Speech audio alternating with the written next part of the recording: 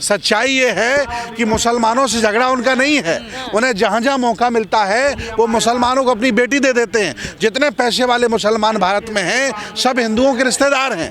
असली लड़ाई एससी से है, ओबीसी से है, आदिवासी से है। आज वो मस्जिदों में मंदिर ढूंढ रहे हैं, लेकिन जब यहाँ फिर मुसलमान शासक कभी बनेगा तो मंदिरों को तोड़ करके फिर मस्जिद बनाएगा।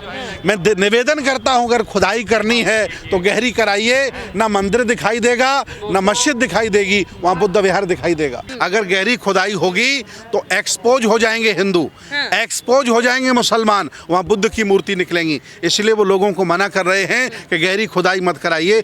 हिंदुओं ने भी जब जब इन्हें मौका मिला तब तब इन्होंने पिया है लोगों का, और मुसलमान भी लुटेरे हैं। इन्हें जब जब मौका मिला है तब तब इन्होंने पिया है, निरीह लोगों को मारा है, सताया है। बौद्धों ने कभी किसी को न सताया है न मारा है। मेरी संपत्ति पर बलात् कब्जा दोनों ने किया है, और दोनों से जब तक हम बेदखल नहीं अपनी संपत्ति करा लेते, प्राप्त नहीं कर लेते, तब तक ये आंदोलन रुकने वाला नहीं है। अजमेर शरीफ के नीचे बुद्ध विहार है। मैं दावे के साथ कह रहा हूँ, एएसआई के लोगों से गहरी खुदाई करिए।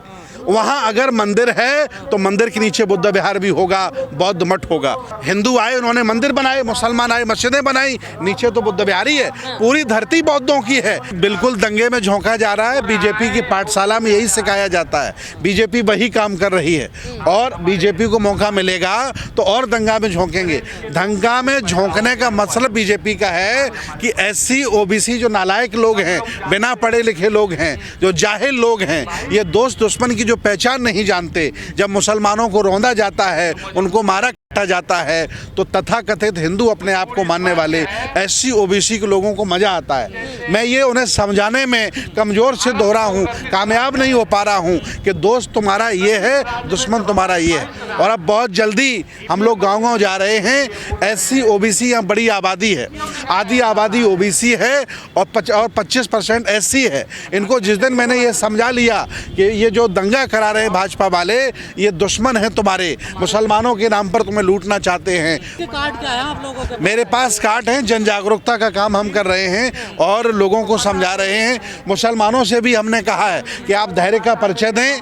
ये लोग सताएं मारें, आप लोग धैर्य का परिचय दें, और अगर आप जवाब देंगे तो उतना ही बीजेपी का वोट बैंक बढ़ेगा। चूंकि बीजेपी धर्म की चाशनी पिलाने में आगे है।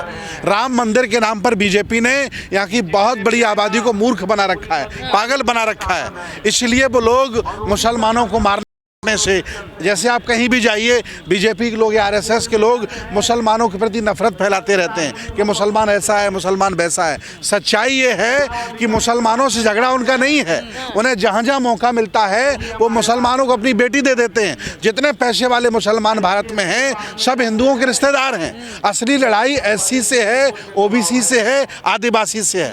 ब्राह्मण या भाजपा वाले नहीं चाहते हैं कोई एससी ओबीसी का आदमी बड़ा आदमी बने, कोई पढ़ लिख करके प्रोफेसर बने, डॉक्टर इंजीनियर बने। इनकी लड़ाई एससी ओबीसी माइनॉरिटी को मिटाने की है जो बीजेपी कर रही है। लगातार बड़ी मस्जिदों के सर्वे कराए जा रहे हैं कि उनके नीचे मंदिर। आखिर क्या देश में माहौल जानबूझकर खराब करने की कोशिश की जा रही है? मैं 10 साल पहले ये आशंका जता रहा था कि बीजेपी सरकार में आएगी तो मुसलमान हिंदू का दंगा कराएगी, सारी मस्जिदों को चेक कराएगी, और अगर मस्जिदें चेक होंगी और बीजेपी नहीं मानेगी, मैं मानता हूं, लेकिन निवेदन मैं ये करता हूं भारतीय पुरातत्व सर्वेक्षण के लोगों से, न्यायपालिका के लोगों से, शासन प्रशासन के लोगों से कि अगर खुदाई हो तो खुदाई गहरी होनी चाहिए, ताकि जब गहरी खुदाई होगी तो मस्जिद के नीचे मंदिर होगा और मंदिर के नीचे बुद्ध विहार होगा। ये हम चाहते हैं। अयोध्या में खुदाई हुई, वहाँ बहुत सारे अवशेष निकले थे, भगवान बुद्ध की मूर्तियाँ निकली थी, लेकिन इन बीजेपी के लोगों ने उन्हें क्रेशर में डाल के बालू बना दिया था,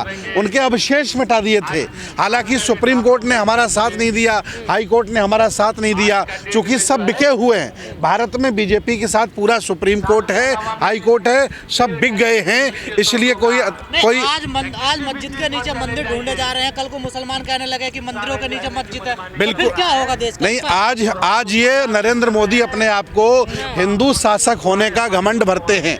आज उनकी सरकार है, आज वो मस्जिदों में मंदिर ढूंढ रहे हैं, लेकिन जब यहाँ फिर मुसलमान शासक कभी बनेगा तो मंदिरों को तोड़ करके फिर मस्जिद बनाएगा। मैं निवेदन करता हूँ, अगर खुदाई करनी है तो गहरी कराइए, ना मंदिर दिखाई देगा ना मस्जिद दिखाई देगी, वहाँ बुद्ध विहार दिखाई देगा। मथुरा में भी तो कई सारी बुद्ध की मूर्तियां निकली थी, फिर क्या हुआ? आप लोग पिटीशन दायर करते हैं, कोई सुनवाई तो नहीं होती आप लोगों की? मथुरा सम्राट कनिष्क की राजधानी है। मथुरा में भगवान बुद्ध की मूर्तियां बनाई गई। 9 बड़े बड़े बुद्ध विहार हैं, 9 बड़े बड़े टीले हैं। उन टीलों के ऊपर सम्राट कनिष्क को कंस बनाकर इन ब्राह्मणवादी लोगों ने कंस का रूप दे दिया है, मंदिर बना दिया है। वहाँ फर्जी है, वहाँ एक भी मंदिर नहीं है, न कृष्ण कभी पैदा हुए हैं। जैसे अयोध्या फर्जी इनका है, वैसे ही मथुरा फर्जी है। लेकिन ये धर्म की चाशनी पिलाकर यहाँ के बेरोजगार लोगों को, यहाँ के हिंदू तथाकथित हिंदुओं को मूर्ख बनाएंगे और सत्ता की चाशनी चाटने का काम करेंगे। ये करेंगे। अधिकारियों पर पत्थर मारने वाले बीजेपी के लोग हैं, बीजेपी के संगठन हैं। मुसलमानों को तो पता ही नहीं था कि वहाँ सर्वे होने जा रहा है। जब इन्होंने पत्थरबाजी की और पुलिस ने गोलियां मारी, जानबूझ करके गोली मारी, ये इनकी प्लानिंग थी। ये इनकी प्लानिंग थी कि गोली मारी जाए और इनमें कुछ मुसलमानों को मारा जाए, जिससे मुसलमान गुस्सा हो जाए और मुसलमान कोई बड़ी हिंसा कर दे। लेकिन किसी तरह से हिंसा टल गई है।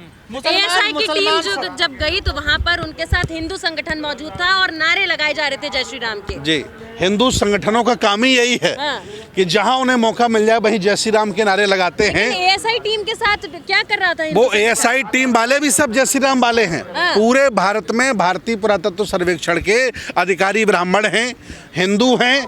वो जहां जहां जाते हैं, जहां जहां बौद्ध गुफाएं हैं, जहां जहां बौद्ध अवशेष हैं, वहां हनुमान जी की मूर्ति लगा दी है, वहां इन्होंने देवी मैया की मूर्ति लगा दी है। पूरा कब्जा किया जा रहा है। मैं अधिकारी होता, उसका कोई धर्म थोड़ा होता। मैं नहीं, अधिकारी का धर्म है। यहाँ तो प्रधानमंत्री का धर्म है, राष्ट्रपति का धर्म है, मजदूर का धर्म है, महिला का धर्म है। इस देश भारत में तो महिलाओं को सर दिखाने नहीं दिया जाता था, पढ़ने नहीं दिया जा रहा था। अभी 75 साल पहले आप देखो, इतिहास उठा के देख लीजिए। सड़क का रास्ता क्यों अपना रहा है, कानून का रास्ता क्यों नहीं अपना रहा? वो देखिए, ये मुसलमान जान गया है कि सारे कोर्ट, सारे जज बिके हुए हैं, कोई हमारी सुनने वाला नहीं है, इसलिए मुसलमान शांत बैठा है।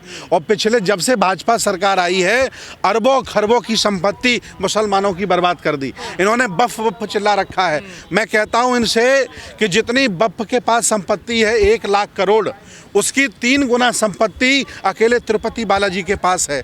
3 लाख करोड़। अरे 30 लाख मुसलमानों के पास अगर 1 लाख करोड़ की संपत्ति है तो आपको दर्द हो रहा है, और अकेले तिरुपति बालाजी में 3 गुना संपत्ति है, उसकी आपको कोई चिंता नहीं है। ये बप का मुद्दा भी तथाकथित हिंदुओं को बरगलाने के लिए है। संशोधन किया जा रहा ताकि इसमें सहूलियत हो सके। किसमें सहूलियत हो सके? वक्फ बोर्ड में। वक्फ बोर्ड में क्या गंभीर आरोप लग रहे हैं कि जमीनें बेच ली सारी। मैं आपको बता रहा हूँ, जितनी पुरानी संपत्तियां हैं मुसलमानों की मुसलमानों के पास हैं, हिंदुओं की हिंदुओं के पास हैं, ईसाइयों की ईसाइयों के पास हैं। लेकिन मेरी जितनी पुरानी संपत्ति बौद्धों की हैं वो सब भारतीय पुरातत्व सर्वेक्षण के पास हैं। मैंने भारत सरकार को पत्र लिखा है, राष्ट्रपति को पत्र लिखा है, हमारा भी आयोग गठन हो, हमारा भी बोर्ड बनाया जाए। प्राचीन बौद्ध विरासत बोर्ड की हमने मांग की है, क्योंकि जितने भी हमारी चीज़ें हैं सब पर इन्होंने बलात् कब्जा किया है। चाहे हिंदू हो चाहे मुसलमान हो, ये लोग हमें कमज़ोर मानते हैं। ये जापान में नौकरी करने जाते, थाईलैंड में ये नौकरी करने जाते, लेकिन भारत में बौद्धों की संख्या कम है, इसलिए इन्होंने हमारी संपत्तियों पर कब्जा किया है। हमने प्राचीन बौद्ध विरासत बोर्ड की मांग की है। लेकिन मोदी जी बाहर जाते हैं तो कहते हैं मैं बौद्ध के देश से आया हूँ, यहाँ पर बौद्धिज्म की बात नहीं होती। देखिए, मोदी जी की बात मत करिए। मोदी जी का नाम लेते ही हमें हंसी आती है। कितना कमज़ोर प्रधानमंत्री इस भारत को पहली बार मिला है। उनका कोषाध्यक्ष अडानी 56 इंच की छाती वाला कमजोर है। हाँ, 56 इंच की छाती वाला कमज़ोर आदमी है। और उनका जो कोषाध्यक्ष अडानी है, वह व्यक्ति 5 देशों में बैन कर दिया गया है भ्रष्टाचार के आरोप में, और भारत सरकार उसे बचा रही है। आने वाले दिनों में जब सरकार बदली जाएगी तो मोदी अडानी दोनों एक कमरे में जेल में होंगे। मैं दावे के साथ कह रहा हूँ। भरपाई करेंगे पत्थरबाजों से संभल में जो संपत्ति को नुकसान पहुंचाया गया है। नहीं, योगी जी क्या करेंगे? योगी जी का काम है नफरत फैलाना, दूसरे को नुकसान पहुंचाना। जब से वो आए हैं तब से वो 50,000 लोगों को घर से बेदखल कर चुके हैं, 1,000 घरों को तोड़ चुके हैं। इनका समाज सेवा से कोई लेना देना नहीं, लोगों के कल्याण से कोई लेना देना नहीं। दंगाइयों की तस्वीरें चस्पा की जाएंगी पूरे प्रदेश में। सबसे बड़े दंगाई तो भाजपा वाले हैं, सबसे बड़े दंगाई तो आरएसएस वाले हैं। ईमानदारी से जांच हो जाए सीबीआई एनआईए द्वारा तो 1 लाख से ज्यादा आतंकवादी अकेले आरएसएस में निकल आएंगे। लेकिन मोहन भागवत तो कह रहे हैं कि बार बार मस्जिदों के नीचे मंदिर ढूंढना बंद कर दीजिए, शिवलिंग ढूंढना बंद कर दीजिए। अच्छी बात कह रहे हैं। नहीं, मोहन भागवत पढ़े लिखे हैं, उन्होंने इतिहास पढ़ा है। 1250 साल यहाँ बौद्ध दर्शन रहा है, बौद्धों का शासन रहा है। यहाँ जहाँ जाओ वहाँ बुद्ध विहार हैं, बौद्ध मंदिर हैं। अगर गहरी खुदाई होगी तो एक्सपोज हो जाएंगे हिंदू, एक्सपोज हो जाएंगे मुसलमान, वहाँ बुद्ध की मूर्ति निकलेंगी। इसलिए वो लोगों को मना कर रहे हैं कि गहरी खुदाई मत कराइए, वो समझदारी का परिचय दे। तो दोनों ने किया है, दोनों ही लुटेरे हैं। हिंदुओं ने भी जब जब इन्हें मौका मिला तब तब इन्होंने पिया है लोगों का, और मुसलमान भी लुटेरे हैं। इन्हें जब जब मौका मिला है तब तब इन्होंने पिया है, निरीह लोगों को मारा है, सताया है। बौद्धों ने कभी किसी को न सताया है न मारा है। मेरी संपत्ति पर बलात् कब्जा दोनों ने किया है, और दोनों से जब तक हम बेदखल नहीं अपनी संपत्ति करा लेते, प्राप्त नहीं कर लेते, तब तक ये आंदोलन रुकने वाला नहीं है। आसान होगा क्या? नहीं होगा, क्यों नहीं होगा। लोगों, ये भारत बौद्धमय था, यहाँ का हर व्यक्ति बौद्धमय था। आज वैचारिक बदल गया है। हम लोगों ने शुरू कर दिया है काम। आने वाले 5 साल में यहाँ 80% आबादी बौद्धों की होगी, और बौद्धों के सारे हक अधिकारों पर कब्जा होगा। अजमेर शरीफ का क्या होगा अब अजमेर शरीफ के नीचे बुद्ध विहार है। बुद्ध विहार है, शिव बड़ी मंदिर बात बताया कह जा रहे रहा हैं है। आप। अब अजमेर शरीफ के नीचे बुद्ध विहार है। मैं दावे के साथ कह रहा हूँ एएसआई के लोगों से, गहरी खुदाई करिए। वहाँ अगर मंदिर है तो मंदिर के नीचे बुद्ध विहार भी होगा, बौद्ध मठ होगा। और कुतुब मीनार मंत्री के जी, अब नीचे क्या क्या यही है? बचा है क्या? कुतुब मीनार के नीचे बुद्ध विहार? नहीं, कुतुब मीनार पर तो आप चलिए मेरे साथ। 8 जगह भगवान बुद्ध की मूर्ति लगी है, 8 जगह। कुतुब मीनार भी बुद्ध विहार है। भाई 1250 साल बौद्ध राजाओं का शासन रहा। हिंदू आए, उन्होंने मंदिर बनाए, मुसलमान आए, मस्जिदें बनाई। नीचे तो बुद्ध विहार ही है। पूरी धरती बौद्धों की है। यहाँ जितने भी एससी ओबीसी की जाति के लोग हैं, सब यहाँ के पुराने शासक हैं। मेरी जमीन पर दोनों ने बलात् कब्जा किया है। लेकिन अब क्या देश में यही मुद्दे बचे हैं कि मस्जिद के नीचे मंदिर ढूंढा जाए, आप लोग मंदिर के नीचे बुद्ध विहार ढूंढेंगे? विकास पे बात नहीं होगी, रोजगार पे बात नहीं होगी, महंगाई पे बात नहीं होगी देश में क्या? संविधान बन गया है, ये सारे मुद्दे जीरो हो गए हैं। मुसलमानों के पास मस्जिद है, मंदिर हिंदुओं के पास है। लेकिन जब ये मुद्दे गड्ढे खोदना चाह रहे हैं तो मैं भी ये कह रहा हूँ खुदाई हो तो गहरी हो, ताकि बुद्ध विहार भी हमारा निकल आए। मैंने तो ये मांग नहीं की खुदाई करने की। मेरे पास जो हमने स्वीकार कर लिया, भारतीय पुरातत्व सर्वेक्षण ने हमारी संपत्ति पर कब्जा कर लिया, हमने स्वीकार कर लिया। लेकिन अगर खुदाई करना है तो गहरी करिए, ताकि मेरा बौद्ध मठ भी निकले। जो कपिल शर्मा शो का कार्य है वही धीरेन्द्र शास्त्री का कार्य है। उसकी बातों को सुनिए, आपको बड़ा हंसी आएगी। मैं निवेदन करता हूँ बहुजन समाज के लोगों से कि जब तनाव हो, परेशानी हो, तो मोदी का भाषण और धीरेन्द्र शास्त्री का सुनते रहिए, पूरा आनंद आता रहेगा। ये लोग कॉमेडी मैन हैं। इनका कुछ जमीन पर नहीं है। झूठ बोलना, लोगों को मूर्ख बनाना, ये इनका पेशा है।